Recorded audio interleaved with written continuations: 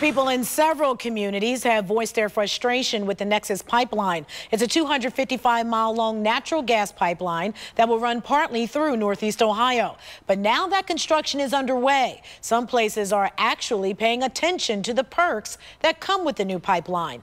News 5's Homa Bash is in Medina County to explain.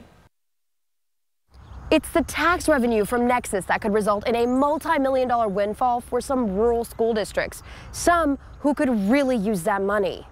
The Cloverleaf School District covers 119 square miles, spread out and serving families from 10 communities in Medina County. We're a large community here in Cloverleaf. In 2012, the district of about 2,600 students fell into fiscal emergency, forced to borrow money from the state. Superintendent Daryl Kubilis. During that time, we cut over $7 million from our budget, cut 78.5 positions. So it was a difficult time for us, filled with lots of hardship, and we're just glad to be back on a better financial path. Because now, according to estimates from the NEXUS pipeline, Cloverleaf could see about $5 million in tax revenue each year for the first 5 years. Medina County's auditor thinks that number might be a little high, but for a district that operates on about $28 million annually, any windfall is welcome. It would open up a lot of new opportunities for us. Kubilis says they'll survey every family in the district to see what the money should be spent on. And they know most people still oppose the pipeline,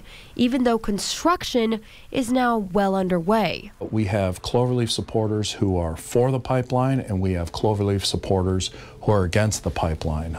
So our message, we have not, as a Board of Education, taken a stance on the pipeline. Construction for the pipeline is already underway here. NEXUS hopes to have it up and running by later this year. Now, besides Cloverleaf, 36 other school districts will see an increase in tax revenue.